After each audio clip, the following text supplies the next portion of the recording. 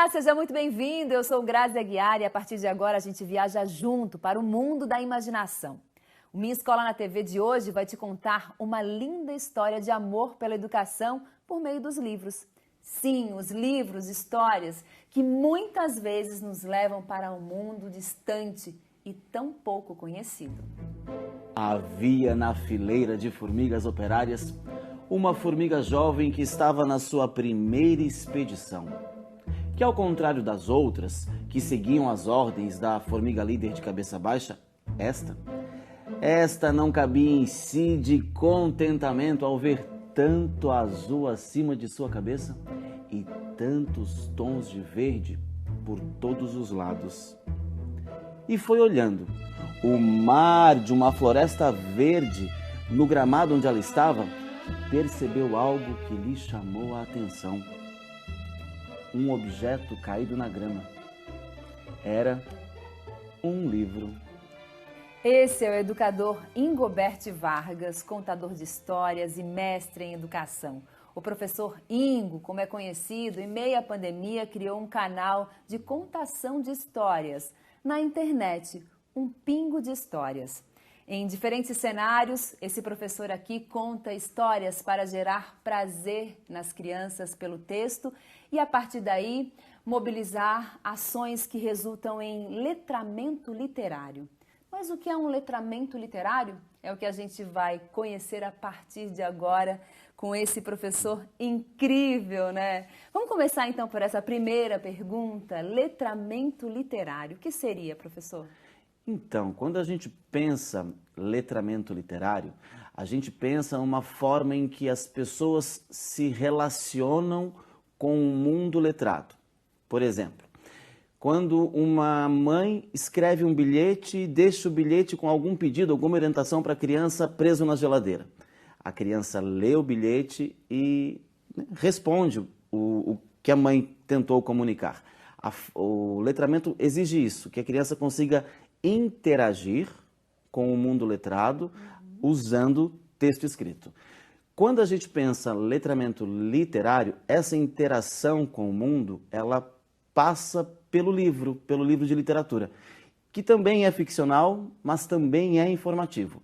Então, letramento literário é uma forma de pensarmos aí a nossa relação com o mundo, usando livros ficcionais e informativos. Eu acho incrível isso, professor, até porque eu vou confessar aqui para vocês, lá em casa livro é algo muito rico, muito primordial e a gente está o tempo todo. Meu filho, inclusive por várias vezes, né, a gente conseguiu ter alguns resultados com ele nessa primeira infância, ele tem 4 anos, por exemplo, quando ele deixou de mamar, eu li um livro para ele, né, e nesse livro eu explicava mais ou menos, né, como ele seria um herói se ele conseguisse deixar de mamar, né, naquele momento. Então foi uma decisão dele, né? O Chico Valente, estava tentando lembrar o nome do livro, Chico Valente. E por falar em livro, eu queria saber, esse livro é de quem? Então, só pra gente identificar. Comecei a conversa apresentando um pedacinho do Formigas, que é um livro da editora Paulus, escrito por Elaine Pasquale Cavion, ilustrado por André Neves.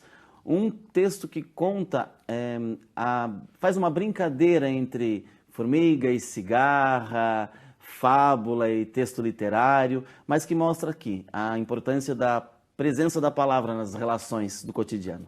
Professor, como iniciou essa ideia de contar histórias por meio da internet?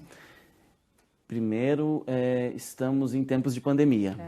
A escola passou por um processo de reorganização muito rápido, né? Nós estávamos em aulas presenciais num dia e no dia seguinte precisamos repensar a educação para um processo híbrido. E nessa reviravolta, essa demanda urgente, nós professores também tivemos que pensar nossa prática de uma outra forma. E sim, a internet, as relações tecnológicas são grandes parceiras. Como eu sou regente da turma do 2º ano e do 5º ano do ensino fundamental, a presença... Qual é a sua escola? Eu trabalho na escola fundamental lá no Pântano do Sul, no Severo Honorato da Costa, no sul da ilha. No sul da ilha. Uma comunidade de pescadores, né? Pertinho do mar. Que delícia. Então, como eu trabalho com os pequenos, a interação presencial ela é muito importante e significativa. E como a gente está numa situação que impede essa convivência cotidiana, impedia, né? Que bom que as coisas estão melhorando. Aos poucos, né? Então, a gente precisou pensar como que a presença não é mais física, mas ela precisa estar, de alguma forma, acontecendo. E a internet contribuiu para isso. O canal Um Pingo de Histórias foi mais uma demanda da sala de aula para garantir que o professor conseguisse dialogar com o pequeno, com a família, inclusive, tá? Porque o professor deixou de ser professor só de aluno. A gente também é professor da mãe, do pai, que participam dos processos também, mundo, né? Sim, sim. As histórias, né? A literatura, o que ela influencia na vida de uma criança? Então, quando eu trago a literatura para o processo formativo, não só da criança, mas de um sujeito... Mas esse processo inicial, assim, né? No início da vida da criança. Então, pensa assim, quando a gente ouve uma história, primeiro... A primeira contribuição no processo de desenvolvimento é o aumento de vocabulário. Uso como exemplo, dias atrás eu contava uma versão da Chapeuzinho Vermelho para a turma do primeiro ano. E nessa versão, a Chapeuzinho leva para a casa da mãe, na cesta, um pedaço de pão, um pedaço de manteiga e frutas. Um aluno do primeiro ano disse, professor, não é manteiga, é manteiga. Então, assim, a história contribui para isso, para ampliar vocabulário, para qualificar, né, o vocabulário que elas já têm e aprender outros sentidos, outros significados para a palavra. Uma outra contribuição muito importante é para desenvolver o processo de concentração. Uma criança que consegue aprender a ouvir histórias por um longo tempo, ela aprende a se concentrar. E isso sim contribui para o processo de aprendizagem. A gente também pode pensar que literatura desenvolve imaginação e criatividade. Certa vez li num livro que uma mãe conversou com Einstein perguntando o que ela tinha que fazer para o filho se tornar um grande matemático. E ele diz, conte-lhe histórias infantis. E ela dizia, mas não, professor, eu quero que ele seja um engenheiro, um homem da razão. E ele diz, conte-lhe mais histórias infantis ainda. Porque a criatividade exige imaginação. E quando a gente conta uma história, a criança precisa criar silenciosamente, né, a construção do personagem, do cenário, dos acontecimentos. Então, uma história é importante para desenvolver também o raciocínio lógico. E, professor, como fazer isso por meio da internet, né? Porque, às vezes, a gente está num ambiente diferente, que não é a escola, né? A gente posiciona o filho em frente a um computador ou um celular, enfim, para que isso aconteça. E tem, em volta dele, tem vários atrativos, enfim, outras coisas estão acontecendo. Como fazer com que ele fique preso àquela história, daquela literatura? Desafiador. Eu tenho descoberto, né? Eu não sou um profissional das tecnologias, né? Mas eu tenho descoberto com essa prática de contar histórias para os meus alunos usando a internet, que só o suporte tecnológico já é um grande atrativo. A criança parar de frente a um tablet, ou a tela de um computador, ou a tela de um celular, já é interessante para ela. Porque é novo, é o acesso do adulto, né? Ela interage com o universo do adulto quando ela pega o celular do pai na mão. Então, quando eu conto a história para a criança dentro desse suporte, claro, eu preciso pensar em outras técnicas isso que eu ia perguntar, diferentes das do cotidiano, né? É. Então, é um lenço colorido para chamar atenção, uma edição que traz uma animação durante a contação. E isso a gente aprende ao longo do fazer, né? Uhum. Professor, a gente vai fazer o seguinte, o papo tá muito bom, eu tenho muita coisa para te perguntar. A gente vai dar uma paradinha, tá bom? E depois do intervalo vamos falar um pouco mais sobre essa literatura, né? Que ele estava explicando aqui, como ensinar, como alfabetizar as crianças por meio da literatura. E tem mais histórias que ele vai contar aqui pra gente. Não sai daí, é rapidinho.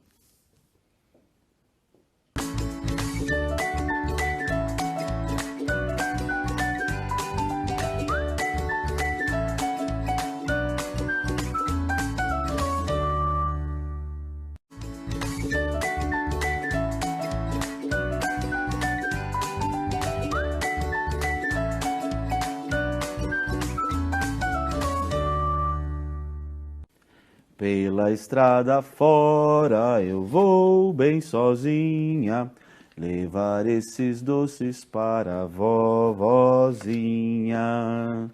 Já faz muito tempo que eu não a vejo, quero dar um abraço e um grande beijo. Existiu há muito tempo atrás uma menina que era amada por sua mãe e sua avó. Certa vez, a avó lhe deu de presente uma capa de chuva vermelha com um capuz. Desde então, todas as pessoas que a viam passeando a chamavam de Chapeuzinho Vermelho. Que incrível, professor! Incrível, incrível. História adaptada pela pandemia, é isso mesmo? Me explica um pouco. Então, adaptada. No retorno agora em 2021, quando as atividades começaram a acontecer de forma híbrida na sala, né? Chapeuzinho Vermelho esteve presente e uma criança falou: professor, faz tempo que eu não vejo minha avó, a gente pode mudar essa música?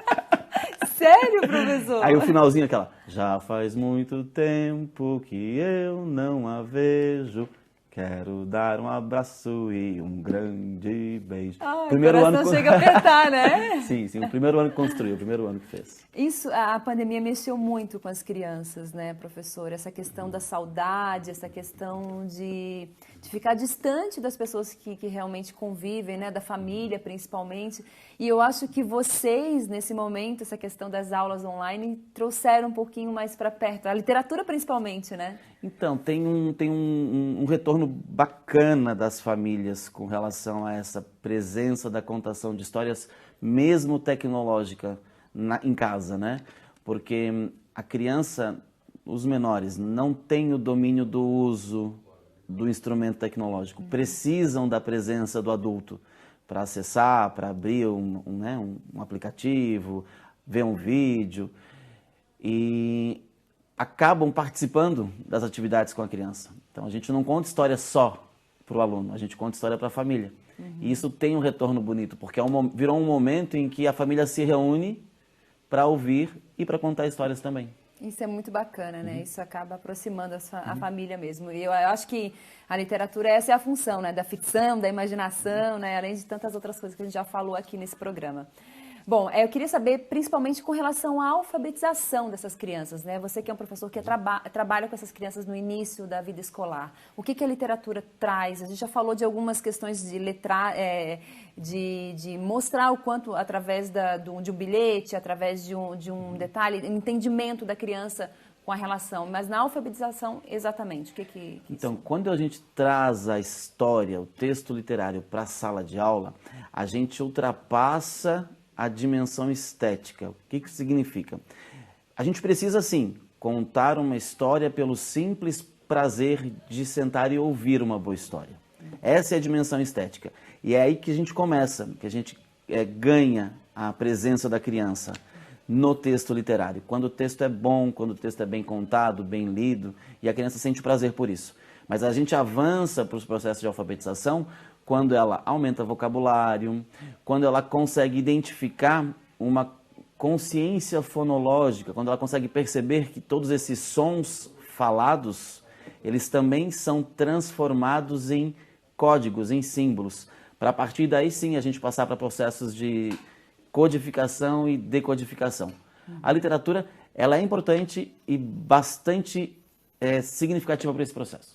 E como trazer esses conteúdos, né? Principalmente, como você seleciona esses conteúdos para os seus alunos? Então, essa é a parte mais delicada, porque existem várias pesquisas que pensam essa questão, mas, em primeiro lugar, eu digo que texto não é pretexto, texto é contexto. O que isso significa? Eu não conto uma história para ensinar um conteúdo.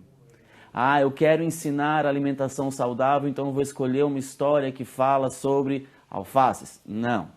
Eu vou preparar o meu planejamento, né? Vou pensar a minha ação pedagógica de sala de aula e eu posso sim trazer a presença de um texto literário contextualizado ao tema, porque assim eu não esvazio essa poesia, essa dimensão estética e avanço por um significado de tornar a palavra algo social, traga uma dimensão social para o poder da palavra. Sim, ou seja, traz um pouco mais, pode ser que traz um pouco mais para a realidade dessa criança, seria aproximar isso mais? Isso, eu não pedagogizo, eu não posso pedagogizar a história, mas sim, a história faz a gente pensar quem a gente é, quem a gente está no mundo, qual é a situação social, político, econômica, no qual a gente se insere. Mesmo sendo uma criança pequena, ela entende isso. E o texto literário permite essas reflexões. Então, nos nutrir dessas reflexões para a sala de aula, nos processos de alfabetização, são imprescindíveis. Ô professor, e como foi a recepção dos pais, assim, com relação a esse canal que você criou na internet? Então, o divertido é que os pais contam histórias, né? Também contam. Então, tem alguns exercícios que a gente não publiciza, né? Mas alguns exercícios, como o vídeo passou a ser mais um instrumento pedagógico, né? Tem muita família que conta histórias. Eu trabalho numa comunidade de pescadores. Sim. E imagina a profusão de bruxas franklianas, né? Então, esse universo está presente, né? A história da rede, do peixe, da Ilha das Três Irmãs, isso compõe o imaginário local. A gente tem gravados pais, as crianças gravam, né? Os pais contando histórias. Olha que legal. Então, a gente inverte o papel do narrador. O professor inicia, né? A gente provoca, mobiliza. Mas a ideia é que a criança se torne também, né, autora, arauta da história, né, seja protagonista do que ela quer contar. E não só protagonista, ela promove que o pai se expõe, participa, esteja presente, isso é bonito. E esse aprendizado trazendo um pouco mais para a realidade dessas crianças, da regionalização, né, por exemplo, você falou da questão das bruxas, enfim, eu conheço a comunidade lá do Pântano do Sul. E eu sei o quanto isso é importante para aquela comunidade. Essa literatura apresentada para esses alunos, cuidando, né, trazendo da realidade deles, é assim que você trabalha também? É mais fácil de entendimento, de aprendizagem? Então, ou não? Isso tem me chamado muito a atenção. A gente tem eu moro na Armação do Pântano do Sul, que é o bairro próximo, muito próximo, né? E a gente tem ali moradores de diferentes gerações. Eu conheço vários pescadores que participavam de pesca de baleia naquela região, há muitos anos atrás, quando isso era regulamentado, né? Sim. E hoje em dia as crianças nem conhecem mais essa história. Então a gente tem aproximado, por exemplo, relatos reais, né? Moradores locais que contam as histórias do tempo em que eles pescavam baleia. E as crianças dizem, mas isso é verdade ou isso é inventado? Nesse inverno a gente teve a oportunidade de acompanhar, como a escola é muito próxima do mar, né, a gente conseguiu acompanhar alguns eventos de salvamento de baleia, né? Sim. Algumas baleias ficaram presas nas redes de pesca, então tem uma equipe grande de suporte para salvar esses animais. E a escola vai para a areia, participa, e isso aproxima esses discursos de gerações tão distantes para textos que não são ficcionais, mas também têm valor literário. Ah, que legal, que bacana. Professor, a gente vai dar uma paradinha, porque depois do intervalo a gente vai contar uma novidade muito legal do que você vai trazer aqui para esse canal, né, junto com esse professor incrível, né, com essa ideia incrível de contar histórias na internet que vem trazendo tantos resultados positivos. É uma paradinha bem rápida, depois do intervalo a gente volta.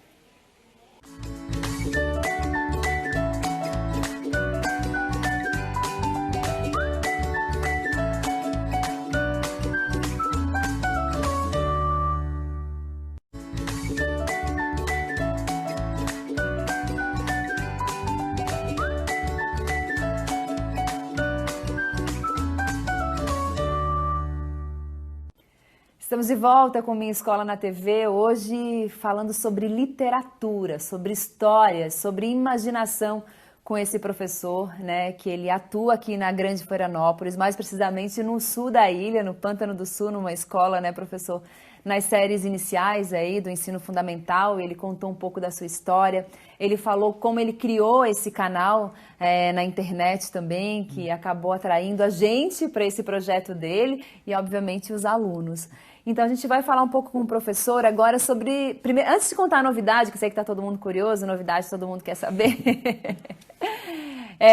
perguntar para o professor, assim, você criou o canal na internet, foi no início da pandemia, você já passou por isso, a gente já falou um pouquinho mais sobre isso, mas só para quem está chegando agora, entender um pouco mais. Esse canal foi criado no início da pandemia, é isso? Sim, foi uma demanda para pensarmos uma nova forma de contar histórias dentro de um processo de distanciamento, né? Criança em casa, professor em casa e os processos de educação continuando. Por isso o canal aproximou, usando literatura, claro, contação de histórias, e outras atividades que estavam contextualizadas. Essas atividades não compõem o canal, mas compõem outros diálogos, né, com as famílias. Hoje já está presencial? Sim, hoje a escola, como as minhas turmas são pequenas, mesmo respeitando os protocolos de distanciamento, de 1,5 metro, a gente precisou dividir, sim. A gente tem 2 grupos, né? Um grupo que fica tempo casa, tempo escola. Está híbrido, assim. Está híbrido. Mas eu acredito que com a mudança dos protocolos a gente consegue, como as salas são grandes, né? A gente consegue, sim, a partir daqui curto prazo, a gente consegue aproximar de novo as turmas de forma coletiva. E como é que ficou o canal na internet? Os alunos cobram? Como é que é? Então, como a gente está presencial, semana sim, semana não, eu conto histórias para eles na sala de aula, né? Mas é curioso isso, eles insistem que o canal continue acontecendo. Eu admito que a gente parou de publicar os vídeos porque a comunicação acontece de forma direta. Mas mesmo em sala de aula, essa geração é muito tecnológica, né? Então, eles têm contato, eles precisam ter o acesso, né, da internet. E eles pedem. O próximo passo agora é a gente pensar a presença deles como contadores nesse canal. Quando a gente pergunta o que você quer ser quando crescer, a gente ouve, eu quero ser youtuber. Quero ser youtuber. Então vamos exercitar essas práticas contando histórias também. Trazendo grandes conteúdos, né, professor? Exatamente. Acho que esse é o caminho. Pode até ser, mas traz Vamos produzir bons conteúdos, com certeza. Exatamente. E essa necessidade também isso, eu acho que é muito legal isso, né? Antigamente a gente fala, nossa, ele está na TV, enfim. Agora, nossa, ele está na internet. O meu professor está na internet. Isso é legal também, né? Sim, e eles gostam.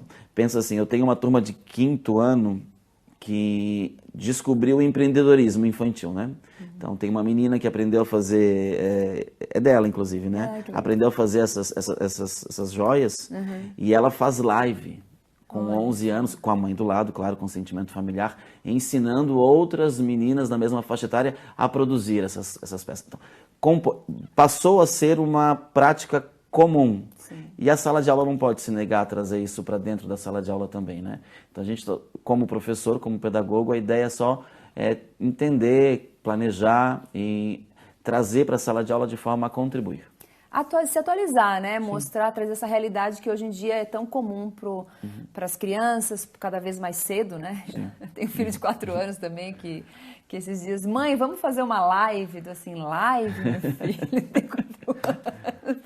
A gente tem parceria com alguns... Não sabe nem o significado, né? Tem alguns autores, tem alguns livros que compõem o nosso repertório, né? E são autores que são conhecidos. Então, um contato via internet aproxima para entrevista online, para atividades presenciais, o autor na sua casa, a turma reunida na escola. Então, a gente consegue usar esse instrumento também como aproximação, tendo em vista que a gente aprendeu bastante coisa em 1 ano e meio de distanciamento, né, de pandemia. Eu acho que foi o que a gente mais aprendeu, né? É trazer as tecnologias cada vez mais perto e utilizar de uma maneira mais educativa, digamos assim, né? A gente já sabia que já existiam as redes sociais, a internet, enfim, mas essa questão da educação através da internet, desse mundo online, se aproximou muito e isso pode trazer grandes resultados também. Sim, a sala de aula deixou de ser um território geográfico estável, estanque, né? Ela é fluida agora, né? Ela está na rede, né? A sala de aula está na rede. Então, não tem por que eu ser presencial e me desconectar da rede. Eu posso ser presencial conectado na rede, sim. Eu até escutei o secretário Vampiro dando uma entrevista sobre o novo ensino médio, né? E ele falou uma coisa que eu achei bem interessante, assim, você vai agora o novo ensino médio está tirando aquela lousa, né, do giz de cera e botando uma lousa digital, né? Que é atualizando, trazendo as pessoas cada vez mais para essa atualidade, para a tecnologia e mostrando que o ensino ele precisa estar na mesma onda, precisa para ser mais atrativo, né, professor? Exatamente. E práticas tão antigas, né? Vamos chamar assim, como a contação de história, que a gente fazia sentado no colo da avó quando era criança. Hoje em dia a gente mantém essas práticas, só que com uma roupagem tecnológica. Elas não perdem todo o valor de desenvolvimento social e humano, mas elas se contextualizam as demandas e as necessidades e as possibilidades que o tempo atual permite, que é estarmos na rede. É, exatamente isso. E contando a nossa novidade aqui, antes que o nosso tempo acabe, o professor vai estar aqui no EducaSC toda segunda-feira e toda sexta-feira no quadro Contando Histórias, que será uma forma da literatura estar mais presente, né? Mais perto, ou seja, mais democrática para todo mundo no canal aberto que é o EducaSC. Que bacana, professor. Vai estar na TV também. Vai estar na rede, vai estar na rede. A contação de histórias na rede. Que bom, fico feliz. Como é que você se sente, assim, estar, assim, abrindo um leque, né, um pouco maior, né, para o estado inteiro. Nosso canal Então, isso é muito bom, porque a sala de aula, se a gente fosse pensar uma sala de aula ideal, ela deveria ter paredes de vidro, né? Porque não é um lugar onde a gente se esconde, pelo contrário, é um lugar onde a gente ganha o mundo. Então, quando a gente traz essa sala de aula, um fragmento que seja contação de história para essa rede, a gente mostra isso, né? A gente está ganhando o mundo. Ou o mundo ganha a sala de aula.